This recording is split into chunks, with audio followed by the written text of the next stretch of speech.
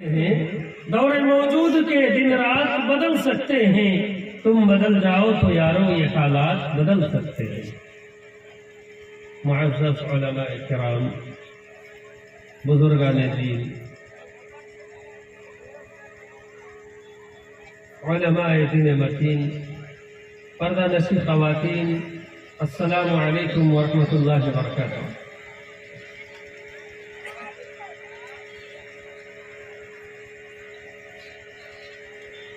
آج ہم اور آپ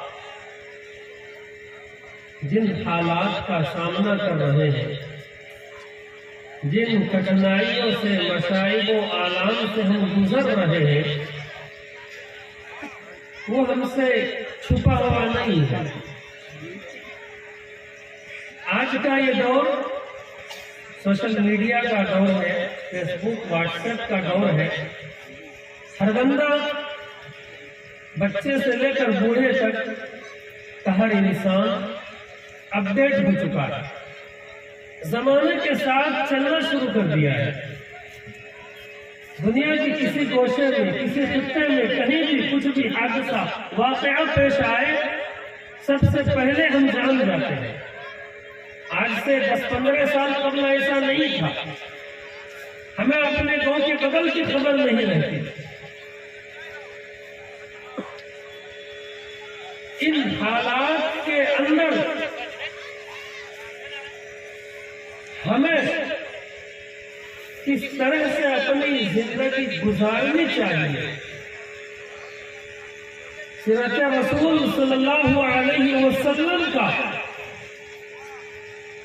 کیا گائیڈ لائن ہے، کیا رہنما خطوط ہے کہ جب بھی پیارے آقا علیہ السلام کے زمانے میں اس طرح کی پریشانیاں اور مصائب آئے تو آقا علیہ السلام کا کیا اسوہ، کیا طریقہ ہوا کرتا تھا، ان حالات سے وہ کس طرح نمٹا کرتے تھے۔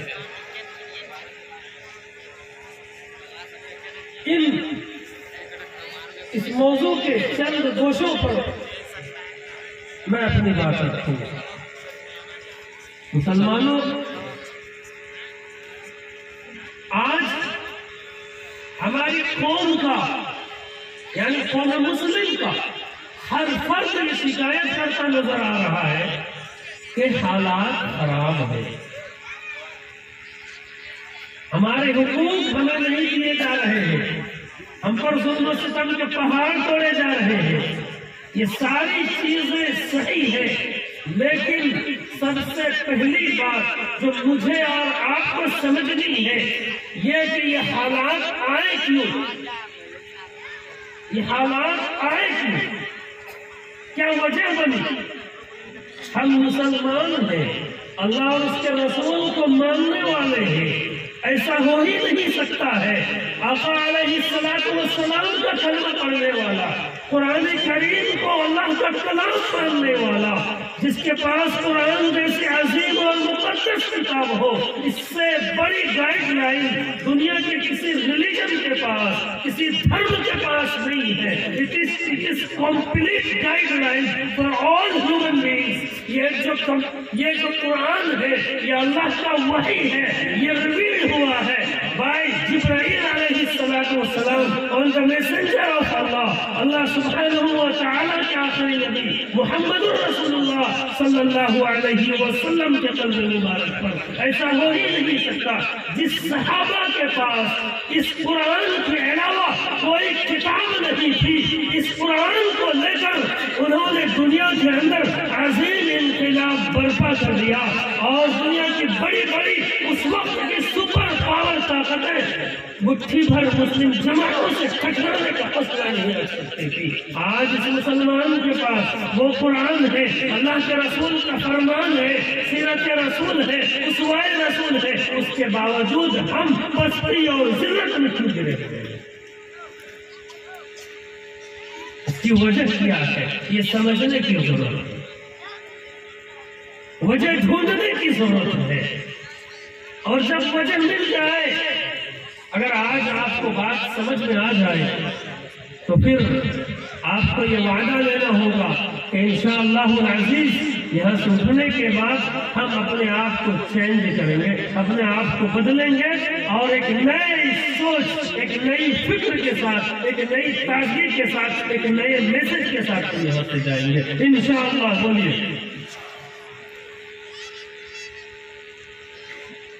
ملت اسلامیہ کے غیور نوجوانوں، میرے بھائیوں، میری بہنوں، اللہ کا قرآن کبھی جھوٹا نہیں ہو سکتا۔ اللہ نے قرآن میں وعدہ کیا ہے کہ دنیا کی ہر طرح کی سربلندی میں تجھے دوں گا۔ کیوں؟ اس کی وجہ کیا ہے؟ اس لیے کہ اللہ تبارک و تعالی نے بڑی ہی محبت سے، بڑی ہی شفقت کے ساتھ اس امت کو بنایا ہے، اس انسان کو بنایا ہے۔ امت کی تو بعد میں، انسان کی جو تخلیق ہوئی ہے نا، وہ بڑی ہی شفقت کے ساتھ، بڑی محبت کے ساتھ تخلیق ہوئی ہے۔ اور اللہ نے جب اس انسان کو بنایا، وجود بخشا، تو اس سے پہلے دنیا کی ساری مخلوقات وجود میں آ چکی تھی، فرشتے بنائے جا چکے تھے، عزازیل جنتوں میں عبادت کے اعلیٰ مقام پر اور ولایت کے اعلیٰ مقام پر فائز تھے۔ یہ زمین، یہ چاند، سورج، یہ جھرنے، یہ پہاڑ، یہ بحر و بر، یہ آسمان، یہ آسمان میں جگمگاتے ستارے، ساری چیزیں اللہ نے بنا دی تھی۔ فرشتوں جیسی عظیم مخلوق کو پیدا کیا تھا۔ غور کیجئے گا، لیکن کسی بھی مخلوق کے لیے اللہ تبارک و تعالی نے یہ نہیں کہا انی جاعل فی الارض خلیفہ، کسی کے لیے نہیں کہا، فرشتوں کے لیے نہیں کہا۔ نوری مخلوق ہے، جب سے پیدا ہوئی ہے یہ مخلوق فرشتے کی، تب تک پلک جھپکنے کے برابر کبھی اللہ کی نافرمانی ہی نہیں کی، لیکن فرشتوں کے لیے نہیں کہا انی جاعل فی الارض خلیفہ۔ خلیفہ سمجھ لیجیے، آسان بھاشا میں خلیفہ نائب، خلیفہ نائب، محتمم صاحب کا نائب محتمم، محتمم صاحب کا دوسرے نمبر پر کون ہے بھائی؟ نائب محتمم، مکھیا کا اپ مکھیا، مکھیا اگر نہیں ہے تو اپ مکھیا کا کام، اس کا مہر کام کرے گا۔ اللہ نے خلیفہ کہا، پرائم منسٹر کا اپ پردھان منتری، مکھ منتری کا اپ مکھ منتری، پردھان منتری تو اپ نہیں ہوتا ہے، لیکن مکھ منتری اپ ہوا گٹھبندھن سرکار میں۔ تو یہ نائب ہوا۔ اللہ نے اپنا خلیفہ، اپنا نائب کہا اس انسان کو۔ کیوں کہا؟ یہ ساری کائنات کے سارے خزانے، کائنات کی ساری خوبصورتیاں، کائنات میں جتنے بھی انبیاء انسانوں کی ہدایت کے لیے بھیجے گئے، اور پھر جب ملک اور اسٹیٹ وجود میں آئے، الگ الگ مذہب، الگ الگ ملک، الگ الگ خطے، اور یہاں کی ساری کرسیاں، اقتدار، ان سب کا مالک تنہا تنہا کون ہے؟ اللہ ہے۔ ان سب کا تنہا تنہا مالک کون ہے؟ اللہ الواحد القہار، وہ زبردست وہی یکتا ہے۔ ان الہکم الہ واحد، وہ تمہارا رب ہے، تم سب کا رب ہے، ساری کائنات کا رب ہے، اس دنیا کا خالق و مالک، ساتھ زمین و آسمان اس کے قبضے قدرت میں ہے۔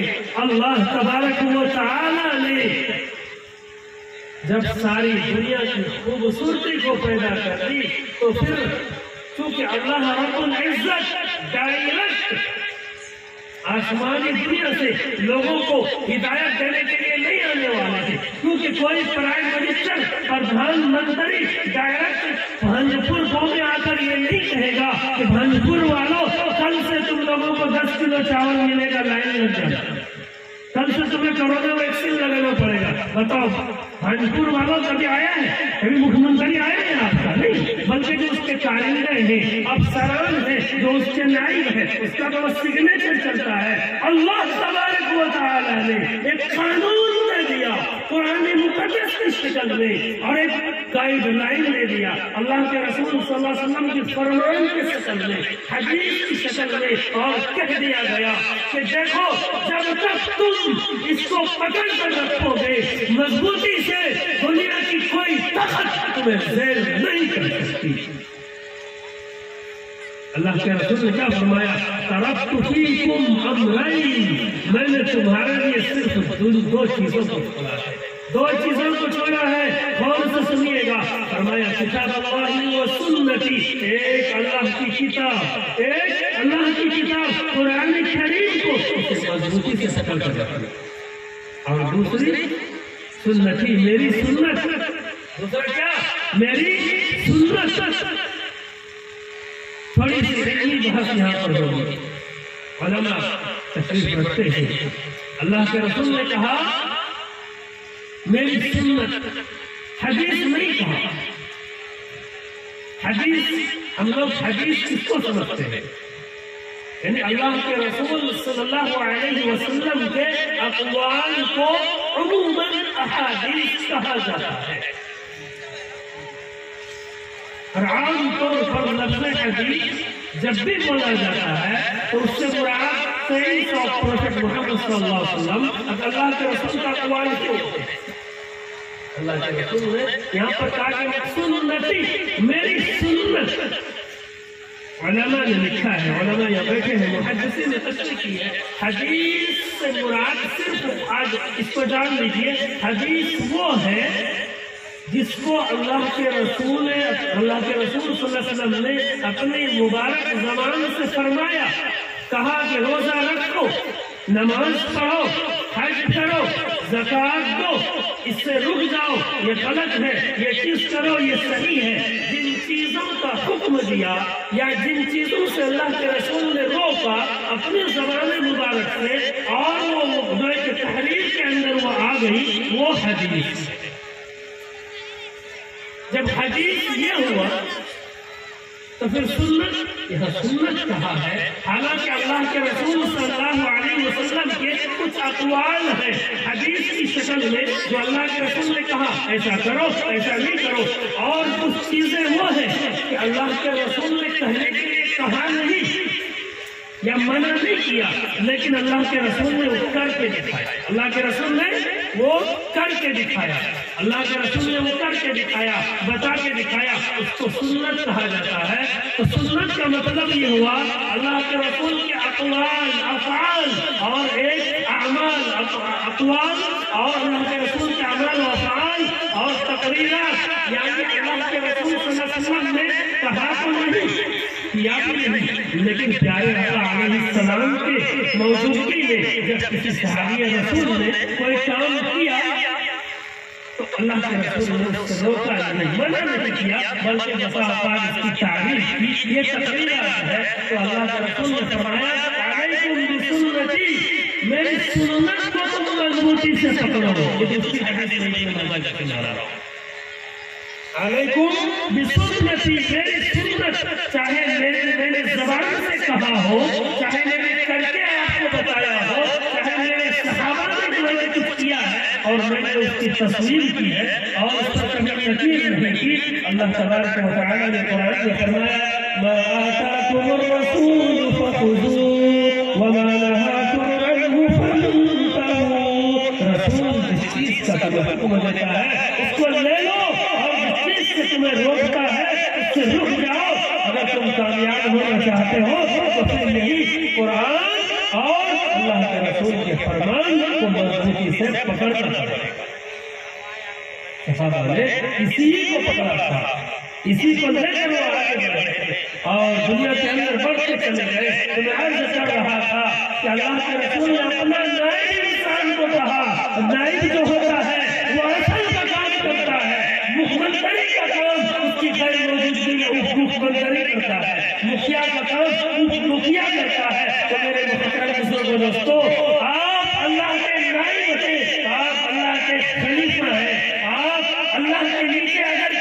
مقام ہے اس دنیا میں اس انسان کا ہے، اس انسان کو اللہ نے بنایا ہے، اپنا نائب کہا، اور جب تخلیق ہو گئی پیدا کر دیا تو کہا لقد خلقنا الانسان فی احسن تقویم۔ فرشتوں کی تعریف نہیں کی، جنتوں کی تعریف نہیں کی، خوبصورت سیاروں کی تعریف نہیں کی، آسمانوں کی بلندی کی تعریف نہیں کی، اس انسان کی تعریف کی، اس انسان کی تعریف کی۔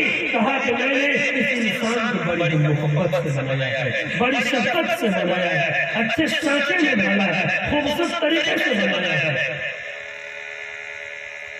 میرے محترم بزرگوں بچوں، ہم پیارے آقا علیہ السلام اس کے بارے میں کہا لولاک لما خلقت الافلاک، لولاک لما خلقت الافلاک۔ میرے محبوب اگر مجھے تجھے بنانا نہیں ہوتا تو میں تو اس دنیا کو کائنات کو پیدا ہی نہ کرتا، نہ زمین ہوتی، نہ آسمان ہوتا، نہ پہاڑ ہوتے، نہ دریا کی روانی ہوتی، نہ اس کی طغیانی ہوتی، نہ بحر و بر ہوتے، کچھ نہیں ہوتا۔ اس شاعر نے کہا گر ارض و سما کی محفل میں لولاک لما کا شور نہ ہو، گر ارض و سما کی محفل میں لولاک لما کا شور نہ ہو، یہ نور نہ ہو سیاروں میں، یہ رنگ نہ ہو گلزاروں میں۔ ہم وہ ہیں، اس نبی کے امتی ہیں، ہم کون ہیں؟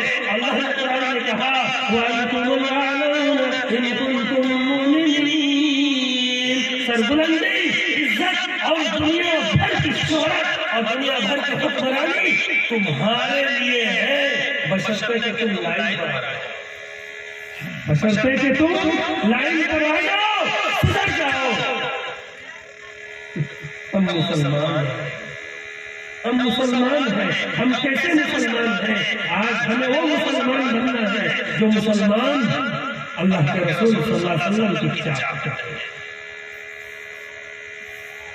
آج ہم مسلمان ہیں، ہمارے درمیان اتفاق نہیں، اتحاد نہیں، انتشار ہے، اتنا انتشار۔ اس ملک کے اندر ہم کتنے پرسنٹ ہیں؟ بتائیے بھائی پڑھے لکھے لوگ، ہم کتنے فیصد ہیں؟ تقریباً 20% ہیں۔ 20% ہونے کے باوجود آج تک ہم اپنی چاہت کے مطابق اپنا ایک ودھایک نہیں چن پاتے ہیں۔ ودھایک تو دور کی بات، ایک مکھیا اپنے پنچایت کا نہیں چن پاتے ہیں۔ ہم مسلمان ہیں، مسلمان ہیں، ہمارے معاملات کیسے ہیں، ہماری معاشرت کیسی ہے، ہمارے عقائد کیسے ہیں، ہمارے اخلاق کیسے ہیں، ہمارے کردار کیسے ہیں۔ اگر مسلمان ہو تو 100% مسلمانی نبھاؤ۔ حکایت ہے، اللہ نے قرآن میں کہا یا ایھا الذین آمنوا ادخلوا فی السلم کافۃ۔ ایمان والو مکمل طور پر اسلام میں داخل ہو جاؤ۔ ایمان والو ترجمے پر غور کیجیے، کیا کہا؟ اے ایمان والو مکمل طور پر اسلام میں داخل ہو جاؤ۔ پتہ یہ چلا کہ ایمان الگ چیز ہے، اسلام الگ چیز ہے۔ ایمان آپ نے کلمہ پڑھ لیا لا الہ الا اللہ محمد رسول اللہ، لیکن جب ایمان بڑھے گا تب اسلام کی شکل میں وہ اسلام ظاہر ہوگا۔ آپ کے چلنے پھرنے میں ظاہر ہوگا، آپ کے انداز و اطوار میں ظاہر ہوگا، آپ کی نشست و برخاست میں اسلام ظاہر ہوگا، آپ کی گفتگو میں ہوگا، آپ کے اخلاق میں ہوگا، آپ کے کردار میں ہوگا، آپ کے بزنس اور تجارت میں ہوگا، آپ کی معاشرت میں ہوگا، آپ کے سماج میں ہوگا، آپ کے گھر کے اندر اسلام ہوگا، گھر کے باہر اسلام ہوگا، شادی شدہ زندگی میں اسلام ہوگا، دوستوں کے ساتھ گفتگو کرنے میں اسلام ہوگا، غیروں کے ساتھ ڈیل کرنے میں اسلام ہوگا۔ اللہ کے رسول صلی اللہ علیہ وسلم نے زندگی کے کسی گوشے کو تنہا نہیں چھوڑا ہے۔ Complete guideline for all human beings, only the way of prophet Muhammad صلی اللہ علیہ وسلم۔ پوری صرف مسلمانوں کے لیے نہیں، پوری انسانیت کے لیے، ہندوؤں کے لیے، جینوں کے لیے، عیسائیوں کے لیے، یہودیوں کے لیے، دنیا بھر میں بسنے والے تمام دھرموں کے، تمام ہند کے اور علاقوں میں بسنے والے انسانوں کے لیے اگر کوئی کمپلیٹ گائیڈ لائن ہے ٹوٹل ضابطۂ حیات ہے، وہ اللہ کے رسول صلی اللہ علیہ وسلم کا طریقہ ہے، اور ہمیں اس پر فخر ہے۔ آج تک سیرت رسول پر کسی کے انگلی اٹھانے کی جرأت نہیں ہے۔ ہم اس نبی کے امتی ہیں، اللہ نے کہا ایمان والے اسلام میں مکمل داخل ہو جاؤ، ہم ایمان والے ہیں، اس میں کوئی شک نہیں ہے کہ نہیں؟ ہم ایمان والے ہیں اس لیے کہ ہم مسلمان گھرانے میں پیدا ہوئے، مسلم معاشرے میں ہم نے پرورش پائی، اور ہمارا نام عبداللہ، عبدالرحمن، فاطمہ، رقیہ کلثوم ہے، لیکن مسلمانی ہم نے کتنی لکھے، کہا جا رہا ہے مکمل طور پر اسلام کا فالو کرنا پڑے گا۔ آج ہماری ماں اور بہنیں، میری ماں اور بہنیں دھیان سے سنو، آج ہم نہیں بدلے گے، جس کی وجہ سے ساری دنیا کی باقی طاقتیں ہمارے خلاف کچھ کر رہی ہیں۔ ہم نہیں بدلیں گے، ہم جس دن بدل جائیں گے انشاءاللہ العزیز حالات بدل جائیں گے۔ میں نے کہا کہ دل بدل سکتے ہیں، جذبات بدل سکتے ہیں، ملک کے فکر و خیالات بدل سکتے ہیں، دور موجود کے دن رات بدل سکتے ہیں۔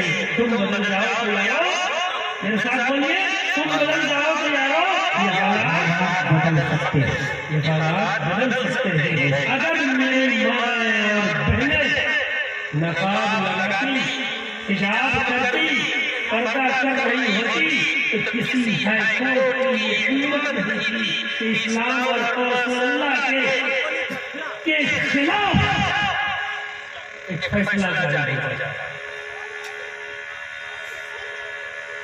آج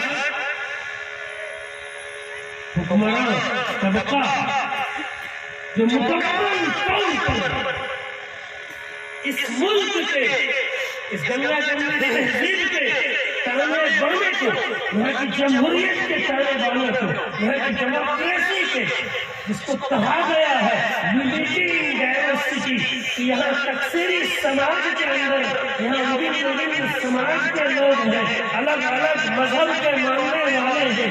اس ملک کے اندر جب اس ملک کی بنیاد رکھی گئی اور سنویدھان کا رچنا کرتاؤں نے جب سنویدھان بنایا تو اس کے اندر کہا گیا ہے کہ ایکوالٹی، برابری ہر طرح کے یہاں بسنے والے انسانوں کو ملے گا، چاہے اس کا تعلق جین دھرم سے ہو، مسلمان سے ہو، دلتوں سے ہو، یا پھر کسی اور سماج سے ہو، عیسائیت سے ہو، ہندو دھرم سے ہو، یہاں پر بسنے والے ہر دھرم کو، ہر دھرم کے ماننے والوں کو اس کے مذہب کے مطابق اور مذہبی تعلیمات کے مطابق عمل کرنے کی اور اس پر چلنے کی مکمل کھلی اجازت ہوگی۔